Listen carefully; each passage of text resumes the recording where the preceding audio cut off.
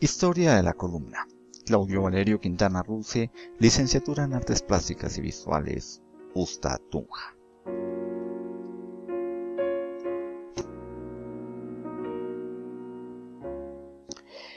Historia de la columna. El uso de columnas en arquitectura se remonta a la Edad del Hierro, cuando muchas civilizaciones enclavadas en el Mediterráneo y Oriente Próximo utilizaban columnas de piedra. En la ingeniería estructural, por las columnas circula el peso del monumento de estructura comprimiéndolo. En el pasado, la mayoría de las estructuras históricas fueron desarrolladas con columnas para romper las fuerzas laterales del viento y para sostenerse contra terremotos u otras fuerzas naturales. Las columnas de piedra también fueron utilizadas en la arquitectura egipcia antigua, que data de 2600 a.C.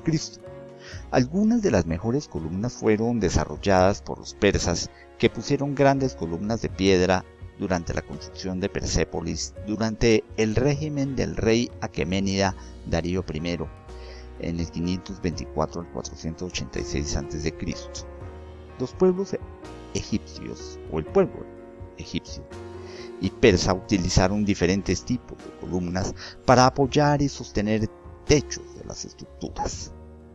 Las columnas cuadradas fueron cambiando por cilindros. El diseño arquitectónico romano se define por el uso de columnas en el exterior y un ejemplo tradicional es el Partenón. En el Renacimiento los estilos cambiaron, los arquitectos comenzaron a utilizar figuras talladas y tipos de diseño y reubicados lejos de la arquitectura de la columna. Aspectos generales.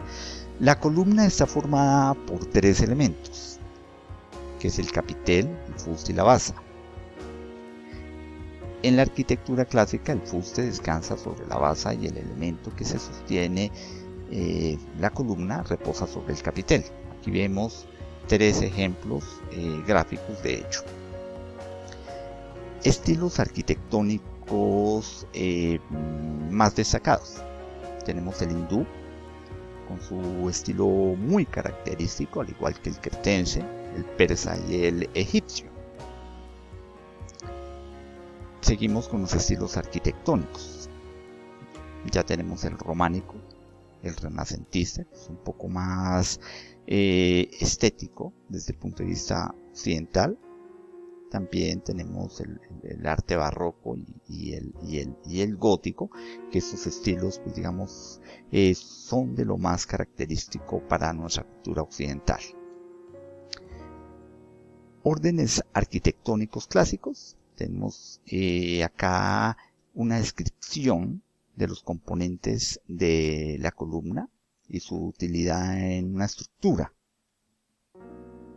Lo mismo sucede con la columna dórica, al igual que la corintia, con todas sus características específicas.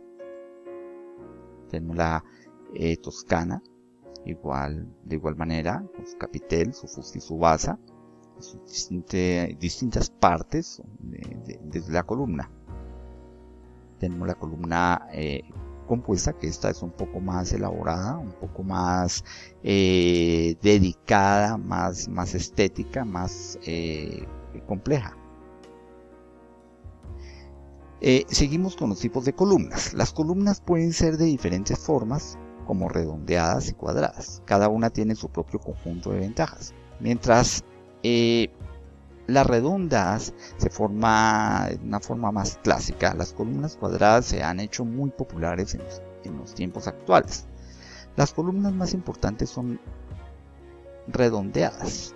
Las columnas cilíndricas o redondeadas tienen menos posibilidad de mellarse a largo plazo. La mayoría de los monumentos históricos son soportados por columnas redondas o redondeadas, cilíndricas. Las columnas según el tipo de fuste que posean. Columna lisa, columna agrupada, la que posee varios fustes con una base y capitel, columna estriada o acanalada, columna fasciculada, está conformada por una serie de delgados fustes, columna fajada o anillada, la que tiene su fuste despiezado en tambores, anillos o fajas de distinto diámetro.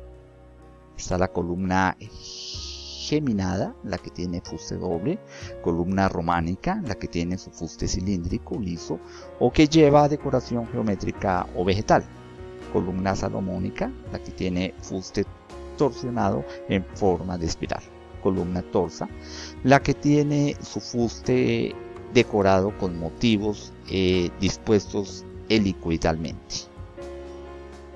Acá tenemos los distintos tipos de columnas que vimos anteriormente en una representación gráfica. Tenemos la lisa, tenemos una agrupada, la geminada, fasciculada, la románica, salomónica, torsa, anillada y acanalada de distintas civilizaciones y distintos periodos de la historia. Las columnas según periodo de la historia o civilizaciones. En la prehistoria, el neolítico empezó a construir sus primeras viviendas, generalmente toscas, abandonando paulatinamente las cavernas.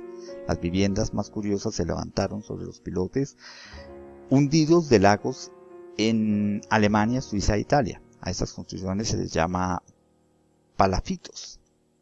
Acá tenemos unas columnas que se descubrieron hace recientemente en lo que actualmente hoy es Turquía, en Göbekli Tepe. Se habla que es una de las primeras civilizaciones. Por ahora, se cree que es la más antigua. Tenemos los dolmens y los palafitos. Aquí se ve claramente, sobre todo en estas dos primeras que se señalan aquí, cómo se da cuenta de la función de la columna y su uso y su practicidad. Unos ejemplos de las columnas ya obvio mucho más elaboradas, como la Mesopotamia. Tenemos las de Asiria, realmente gigantescas, muy desarrolladas, Acadia y en Babilonia. Aquí ya el nivel es supremamente alto, el nivel de ingeniería y arquitectura es muy elevado. Tenemos las columnas persas, que también en algunos casos las representan con animales. En Egipto también tienen representaciones con rostros humanos, con distintas figuras, plantas y otros elementos. Aquí vemos unas columnas en Egipto al estilo de las cariátides, pero son realmente ornamentales y ceremoniales. Tenemos las columnas en Grecia, con sus capiteles tan muy bien elaborados, y otros ejemplos de las columnas. Aquí tenemos un capitel supremamente dedicado y estéticamente muy bonito.